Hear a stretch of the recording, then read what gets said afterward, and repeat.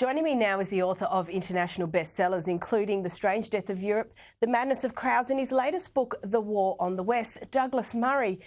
It's been a huge week in US politics, and just when I thought an assassination attempt on a former president would be the end of it, it turns out it was just the beginning of the wheels coming off. Obviously, Biden's resignation didn't just happen. Do we know what went on behind the scenes and what ticked him over? We very much know what happened behind the scenes now. It's almost a month since Joe Biden had that catastrophic debate performance opposite Donald Trump.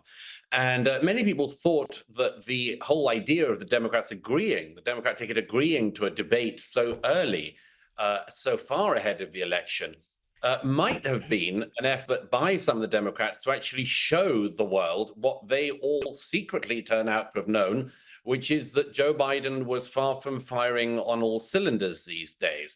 That fact that was known by readers of certainly conservative media seems to have come as a great shock to some of the Democrats and certainly a lot of their supporters. And so in the weeks since, there has been an effort, first of all privately and then increasingly publicly, among senior Democrats to signal to Joe Biden, it's time to leave. It's very interesting. In the days before Sunday, there was a growing public set of statements by Democrats, all sort of saying that Joe Biden wasn't fit to X, Y, Z. The minute that he released this strange statement on X, formerly known as Twitter, on Sunday, the moment he released that, suddenly now all the Democrats are saying Joe Biden is the best of us. He's a true hero. This is what leadership looks like, and so on. But yes, all the people who are currently praising Joe Biden were, of course, the people who were busily pushing him out in recent days. It's Nancy Pelosi, it's Chuck Schumer, and many others. The whole leadership of the Democrat Party realized that they were running a candidate, frankly, totally unfit for the office. It was perfectly clear he couldn't perform the task. He couldn't stay awake on television very easily. No way he was going to run the country for another 4 years, although it does raise the question of exactly who's running it now. And the answer is, we don't know. And that's the point, I suppose. He may have dropped out as the nominee, but he's still actually the president.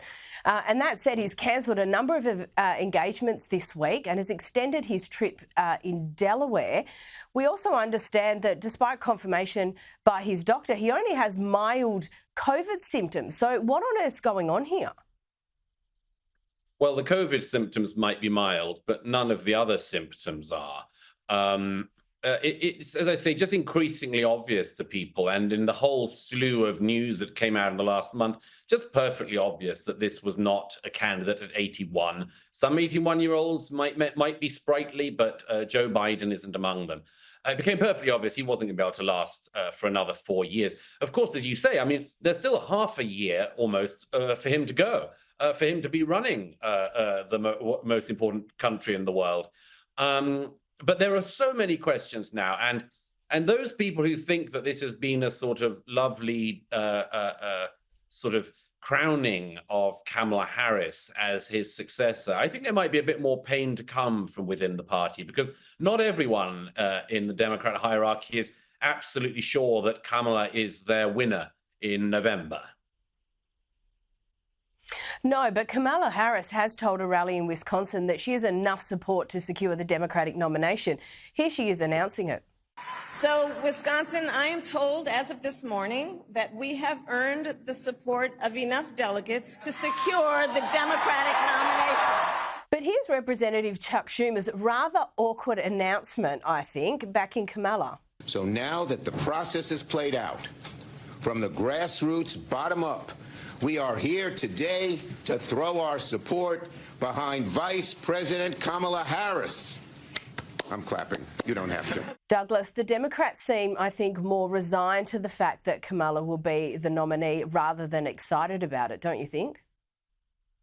Well, I mean, it's hard to see who could be excited about it. Simply on a polls level, in the prospective polls of how people think they might vote in November, Donald Trump was already beating Joe Biden by 2 points. In most polls, he's already beating Kamala Harris by 5 points. So I don't know who would be especially excited about this. Kamala is obviously very excited about it and is going to show her enthusiasm in that normal, usual, and completely non-fake way she has of expressing enthusiasm for things, principally herself and her own words. But she might be enthusiastic, but it's hard to see who else is. I watched a speech of hers that she gave last Thursday in North Carolina, and to say that the content of it was vapid is to enormously sort of praise her. Really, there's almost no banality that she cannot come out with. And what is her vision? It's a sort of sub-Obama rhetoric with absolutely no detail added onto it. And it's not clear what she wants to do other, of course, than to go forwards in time rather than backwards in time, which is something she's especially passionate about.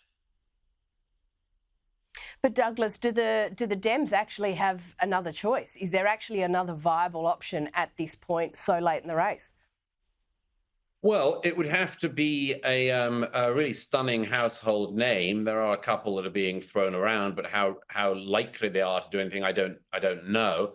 The enormous selfishness actually of Joe Biden and Jill Biden and the Biden family in keeping Biden pretending he was going to run until last Sunday. The selfishness of it actually is that if he'd have said, say, a year ago, look, I've done my spell in office, I've done everything I can, I'm in the twilight of my years, and it's time for next generation to come along.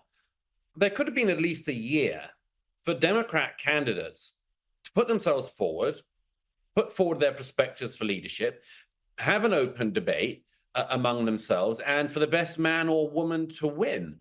But because Joe Biden hung on with such clenched fingers onto the presidency, the fact that Jill Biden egged him on even when she must have did see, that he couldn't even walk onto a stage without a detailed map of the terrain, suggests that actually, these people who have been saying what patriots they are and so on have really mucked things up for their own political side, their own political party.